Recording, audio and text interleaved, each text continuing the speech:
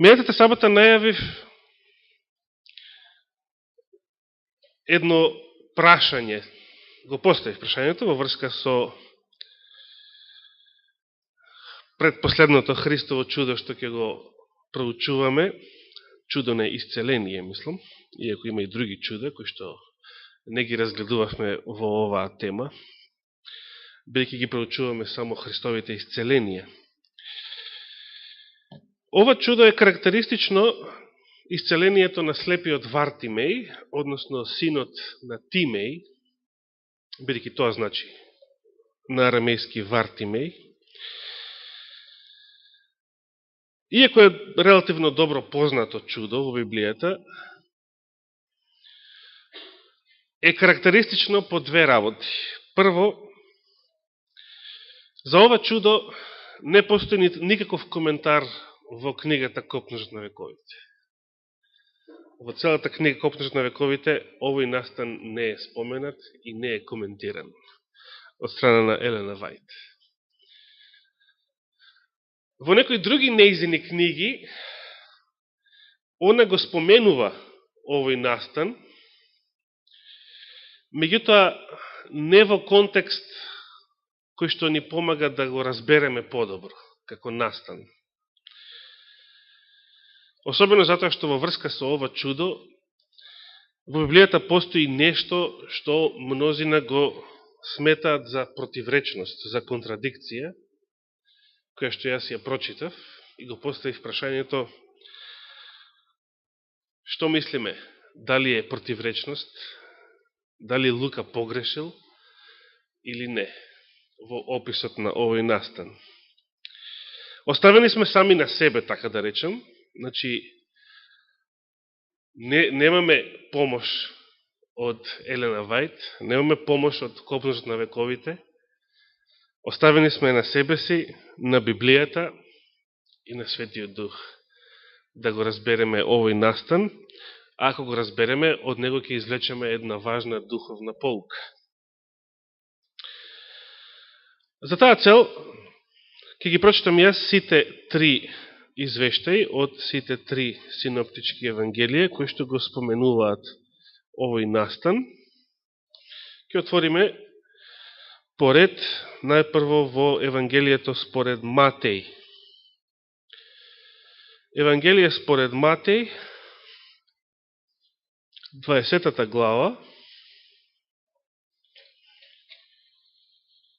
29 и 30 стих. Матеј 20 глава, 29 и 30 стих.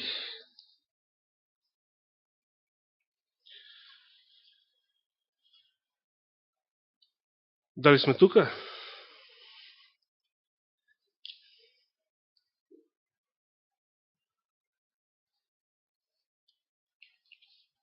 Ке почнем да читам.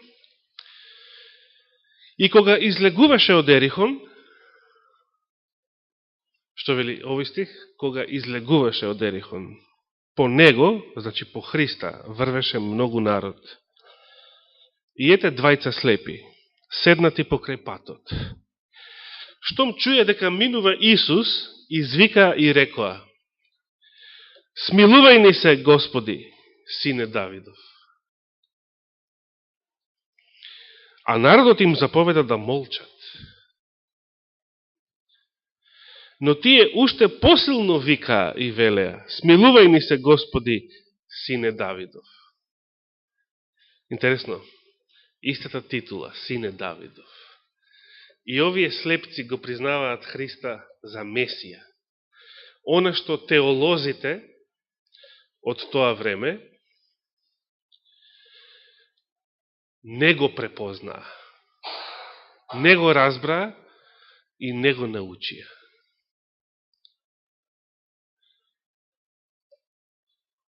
Исус застана, вели понатаму Матеј, ги повика и рече: што сакате да сторам за вас?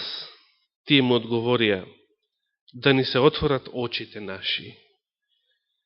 И Исус се смилува и се допре до нивните очи и веднаш им прогледаа очите нивни и тие тргнаа по него.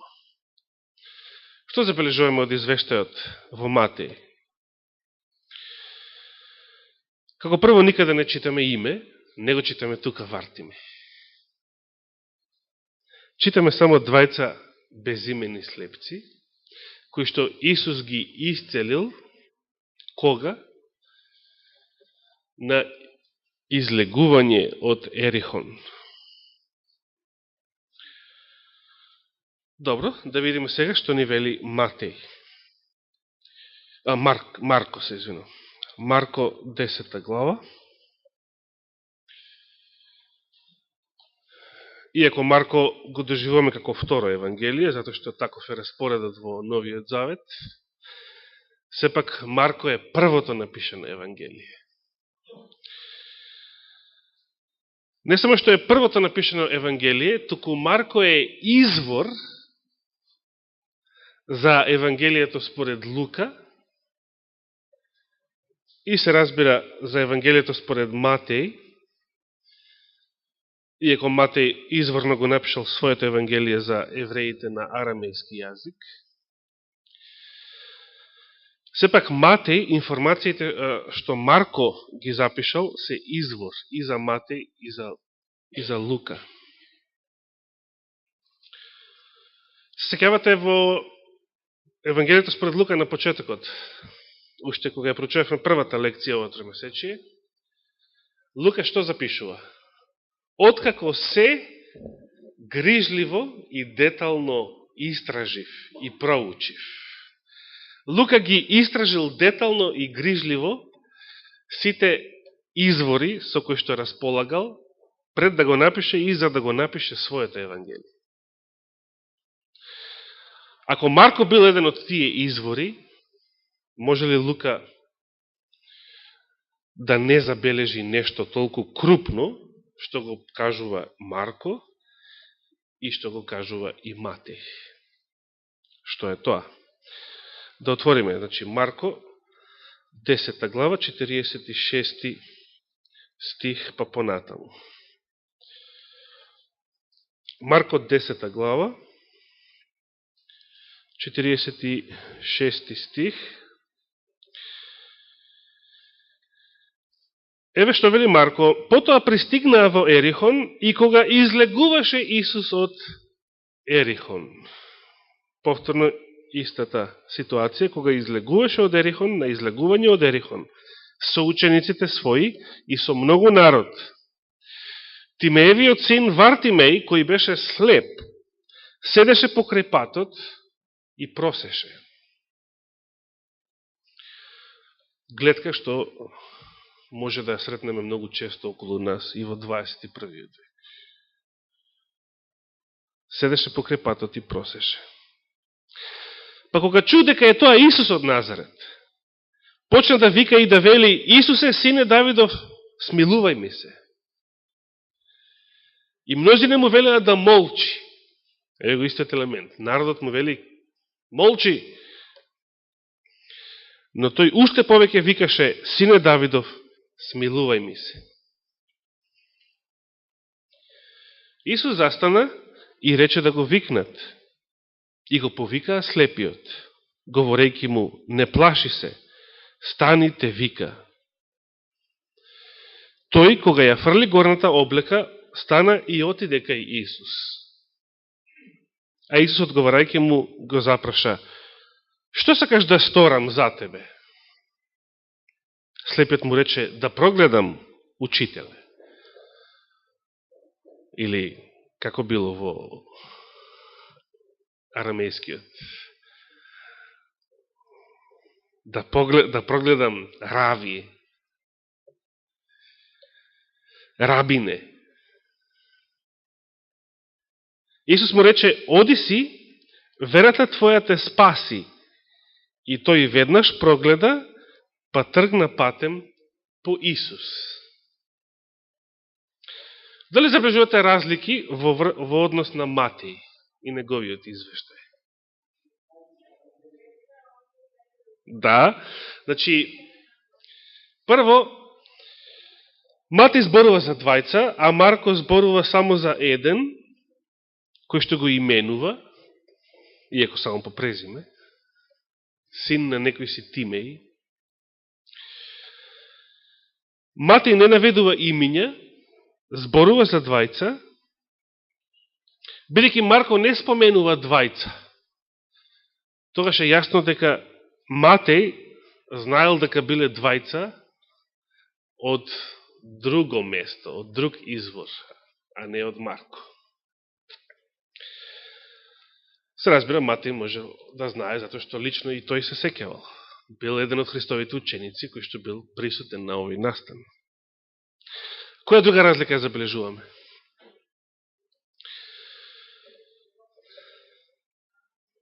Малку, значи, освен овие разлики, забележуваме дека Марко дава некои малку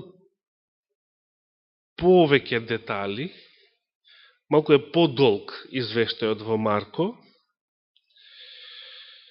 но ова што јас го забележувам, например, замислите 50-тиот стих што вели: тој кога ја фрли горната облека, стана и отиде кај Исус. Замислите каков детаљ. Кога стана да оди кај Исус, ја фрлил горната облека.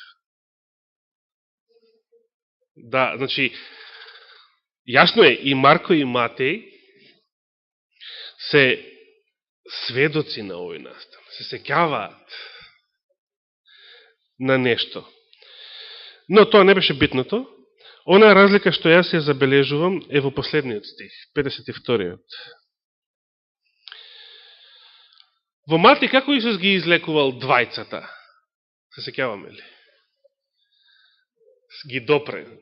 Вели се допре до нивните очи и тие прогледа.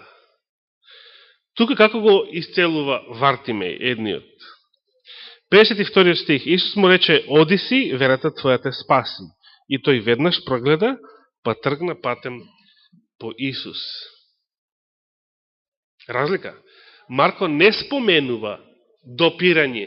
Марко не споменува допирање, а Матеј споменува. Значи, гледате, некој дава детали, другиот не го дава истиот детали и обратно.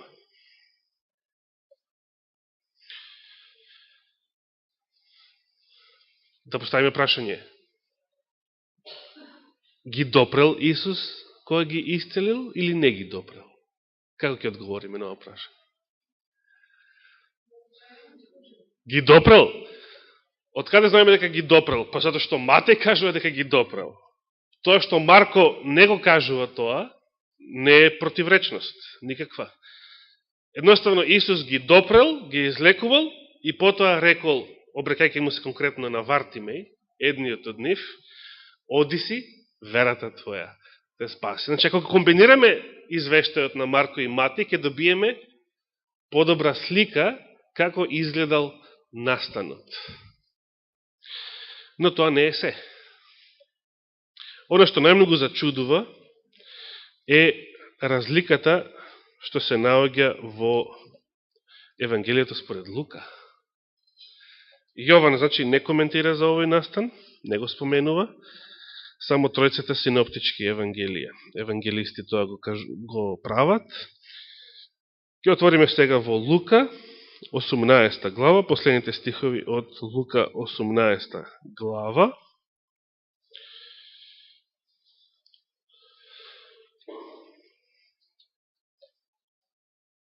Почнеме да читаме од 35 стих па надолу. Лука 18 глава, од 35 стих па надолу.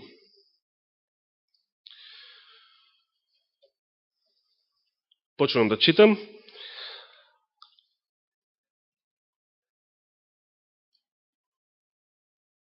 Го најдовте?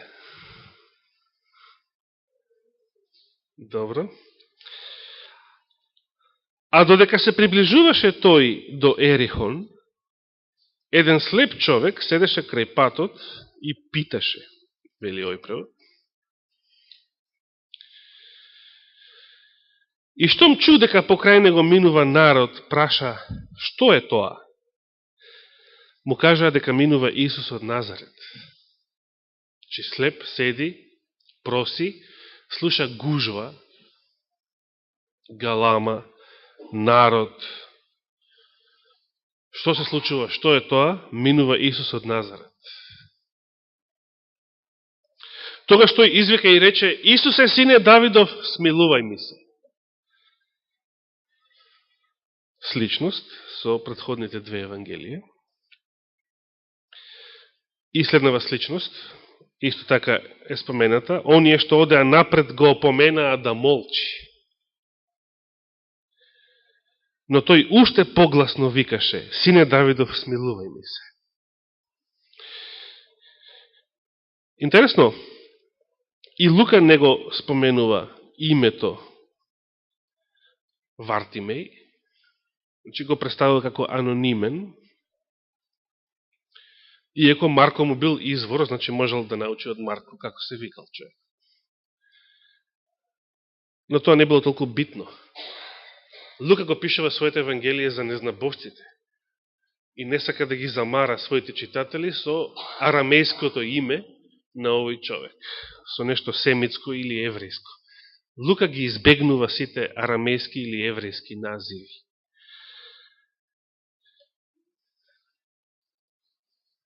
Значи, за него арамејското име на слепецот, на просјакот не е битно. И смета дека не е битно ни за неговите незнабожечки читатели. Гледаме дека просјакот, слепиот, иако го опоменуваат да молчи, да не прави проблем, да не му додева на Исуса, некој може би тоа би го разбиле како скандал. Вартимеј не се согласува со тоа. Уште погласно, тие му викаат молчи, тој уште погласно. Што можеме тука да разбереме за неговиот карактер? Едноставно, кој ве шиша вас? Упорен, не прифаќа не за одговор, вели еден автор. Не прифаќа мислење на другите луѓе, тие да му кажуваат што да прави. Тој си има цел, а целта е да дојде до Исуса. Не признава никакви пречки на патот да дојде до Исуса.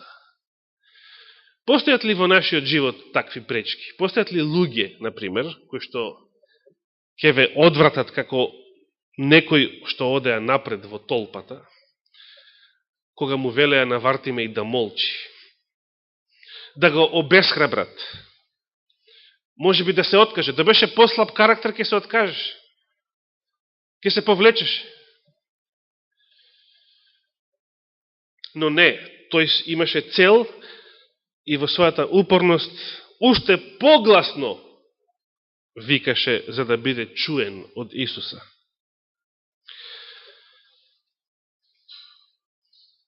Исус застане и заповеда да му го доведат. И кога оној се приближи до него, го праша велејки: што сакаш да ти направам? Ова е сличност се, и со Матеј и со Марко. Тој рече: Господи, да прогледам. Тогаш Исус му рече: прогледај, верата твоја те спаси. Забележуваме дека и Лука не споменува допирање, иако тоа постоело. И одеднаш прогледа и тргна по него славејки го Бога, и сиот народ кога го виде тоа, му воздаде слава на Бога. Што е чудното во Лука? 19 глава, 1 стих, вели: потоа влезе Исус во Ерихон и минуваше низ него. А прочитавме во 35 стих, дека кога се доближува, додека се приближуваше кон Ерихон, еден слеп човек седеше крај патот, питаше. Значи, Лука остава впечаток дека целиот овој настан, целото ова чудо се случува пред Христовото влегување во Ерихон. А според Матеј и Марко видовме и двајцата тврдеа, значи очевици, Христови ученици, некои што имаат дури таква визуелна меморија, фотографски се сеќаваат дека просекот, станувајќи, ја фрлил горната облека, има станала таа сцена во глава, колку небитен деталј, а споменат во Марко, да се приближи до Исуса. Тие велат дека настанот се случил на излегување од Ерихон, кога Исус излегува од Ерихон. Дали Лукас грешил?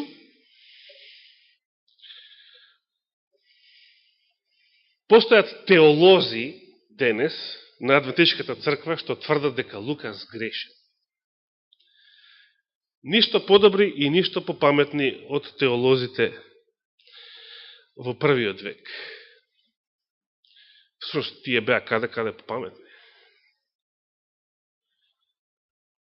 Денес постојат теолози на Адвентичката црква кои што сакаат да ве обесхрабрат, да ве одвојат од Исуса, од Божиото Слово.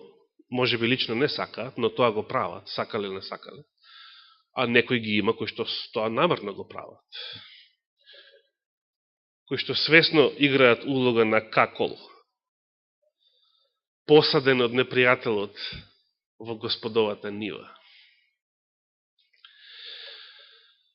Тврдејќи дека Лука погрешил, тврдејќи дека во Библијата постојат грешки,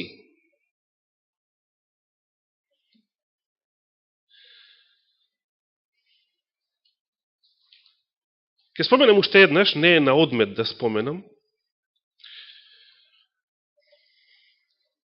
покојниот брат Расел Стендиш во една прилика опишуваше случај на еден човек кој што бил, живеел во Австралија, млад човек,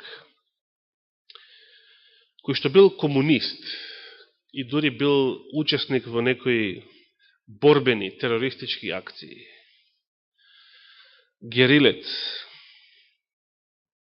И се разбира атеист. Во една прилика доживеал искуство на обратување, поверувал, дошло до него Словото Божјо, не сеќавам како тоа се случило, дали преко некоја книга или бил повикан на некоја евангелизација или не знам како. Го пишуваше и тоа, но не се сеќавам како беше. Доживеал такво длабоко искуство на новородување, станал толку силен верник, што ете како и мнозина, како например нашиот брат Саше од Штип, и тргнал да студира теологија. Што се случило? На часовите по теологија во Авондейл коледжот, најпознатиот во Јужно-Пацифичката дивизија, уште од времето на Елена Вајд, теолозите му кажуваат дека во Библијата има грешки. Знаете што случува со човекот? Особено му кажуваат дека во Библијата има грешки од научна природа. Библијата е во ред да ја читаш теолошки, како духовна поука, меѓутоа не обрнува многу внимание на деталите од што се кажуваат од историски, географски или каков друг научен аспект, бидејќи тука има и грешки. Значи, од дармрковци, професори, стручњаци, експерти на коледжот по теологија, тој слуша изјави и информации дека Библијата има грешки. Човекот се откажува од верата. Станува повторно атеист. И не знам што се случува понатаму во неговиот живот. Еве каква штета прават денешните теолози, денешните доктори и магистри по теологија. Се поставува прашање, дали Лука погрешил? Како може да погреши кога Марко бил еден од неговите извори? Како може да погреши во еден толку крупен детаљ, кој што и Марко и Матеј го кажуваат, дека Исус ги исцелил на излегување од Ерихон? Кога се соочувате со ваков проблем, не само во Библијата, туку било каде, во животот воопшто, Обично се вели кога некоја грешка, нешто што изгледа за грешка, е премногу голема, крупна грешка, тогаш не може да биде грешка. Нека ви кажем еден пример. Во Вавилон се пронајдени глинени плочки кои што кажуваат точно на која географска ширина се наоѓа Вавилон. Значи, точно кажуваат колку степени над екваторот неговата позиција, неговите координати, што би рекле денес.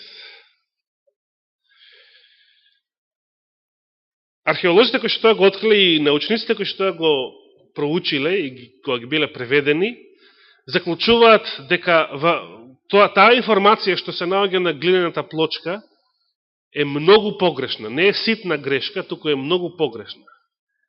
Неколку степени, не знам колку беа, дали помеѓу 7 и 10 степени разлика од вистинската положба на Вавилон. Мнозина ќе речат сгрешиле, тогаш немале прецизни мерења и така натаму. Но тоа не е точно.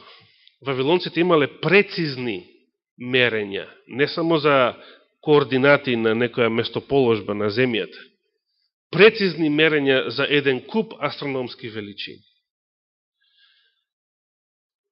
Некој велат дека во египетските пирамиди се најдени податоци за точно растојание помеѓу земјата, сонцето, месечината, и сето тоа е потврдено дека е точно пресметано уште тогаш во стариот век.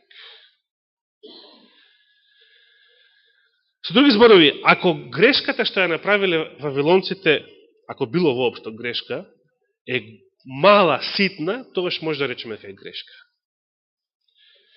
Но ова е нешто крупно, големо, цели 10 степени, тоа нешто не може да биде грешка. Попаметните научници донесуваат друг заклучок. Се случило промена од времето на Вавилон со местоположбата на планета. Тоа е многу попаметно. Дали таа промена се случила во времето на Исус Навин, или ќе се сетите кога се случила подоцна? Кога во времето на царот Езекија, тој маловерен цар, рекол, како беше, да не отиде сенката 10 степени понапред, тоа е лесно. Лесно било од сега, еве веќе 11 часот, предпладне, одеднаш да се стемни и да завршиме сабота. Ако се случи вакво нешто, во овој момент, и брат Борче да нема богослужение, сега, наредна минута да се стемни и да завршиме сабота, тоа било лесно.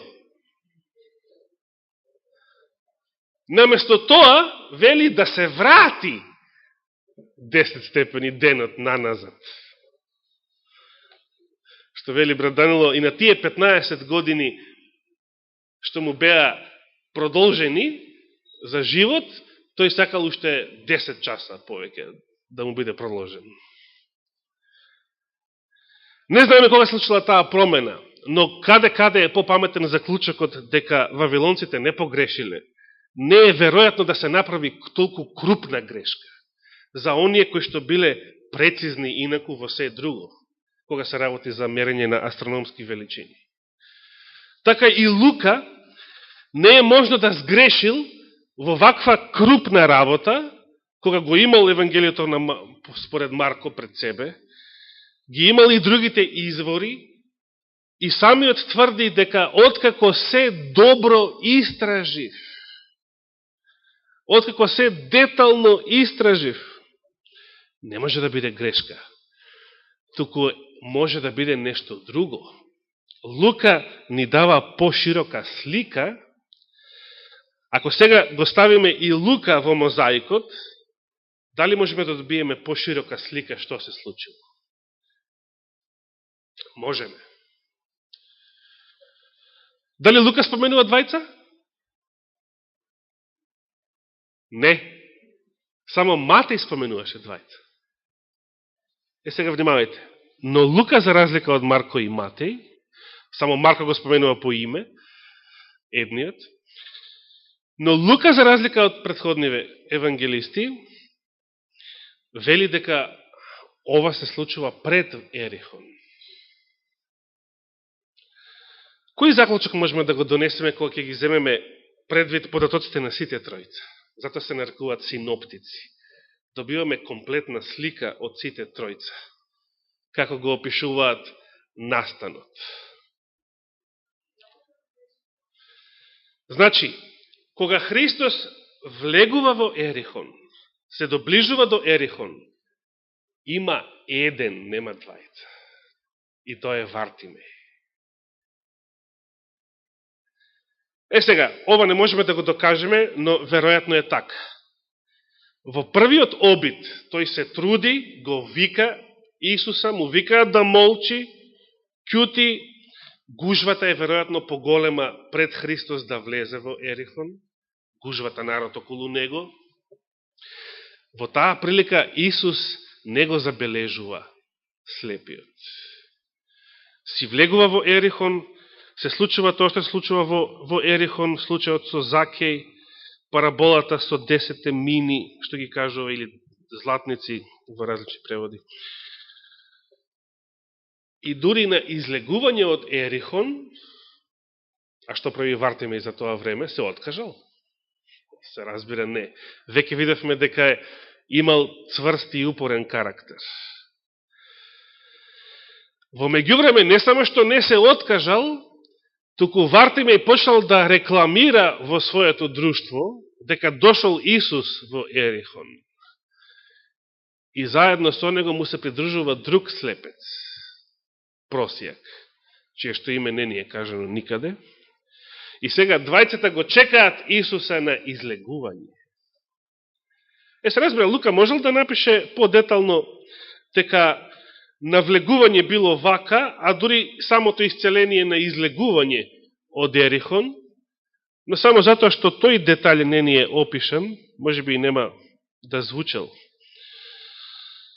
Немало да изгледа згодно така да се напише, бидејќи Лука потоа опишува што случува во Ерихон. Значи, се замислите, како би изгледало, он почнува да зборува за чудото, за слепиот, за Вартимеј, за настанот воопшто, и сега да го прекине настанот, без да каже дека биле исцелени, односно дека бил исцелен, па да зборува за се што зборува во 19 глава и дури после тоа да продолжи со опишувањето на Вартимеевиот случај.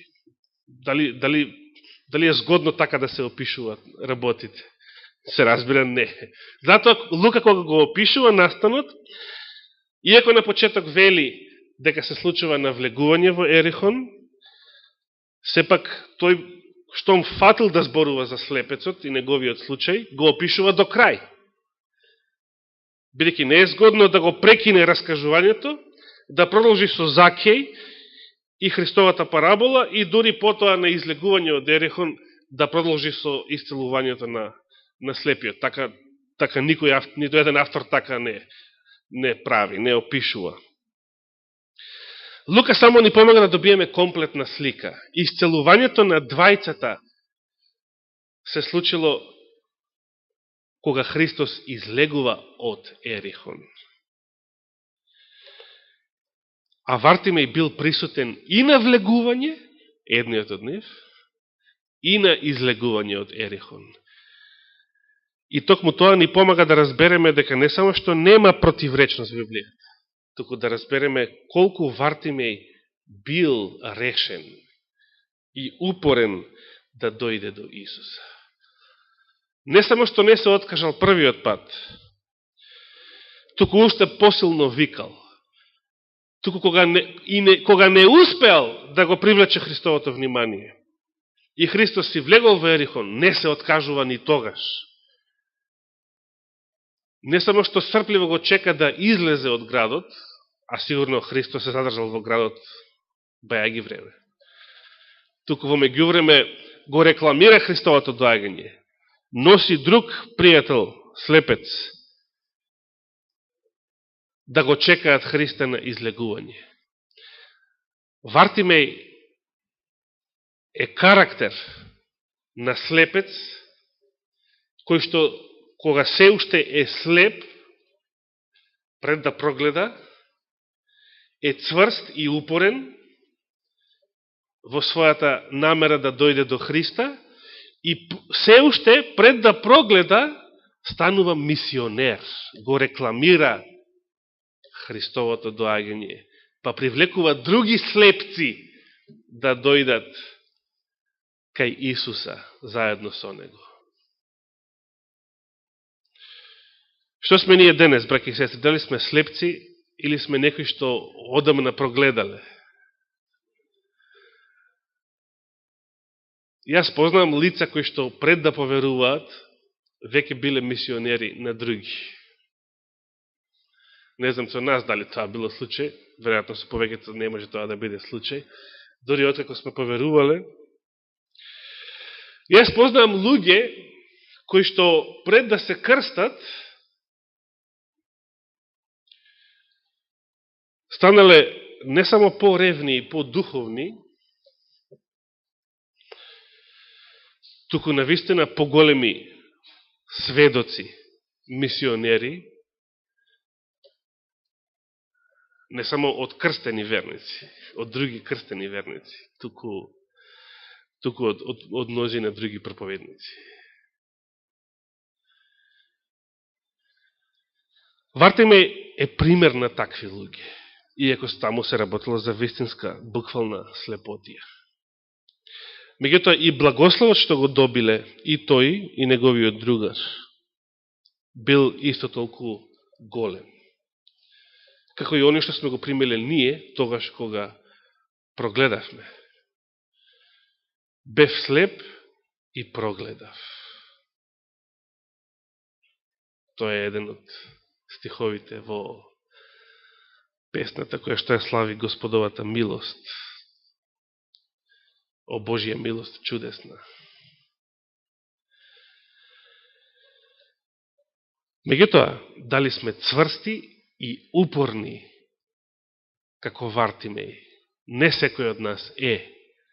Или секој од нас е на почеток, но дали сме упорни и покрај сите пречки и тешкоти што во меѓувреме се случуваат, по секоја цена да дојдеме до Исуса.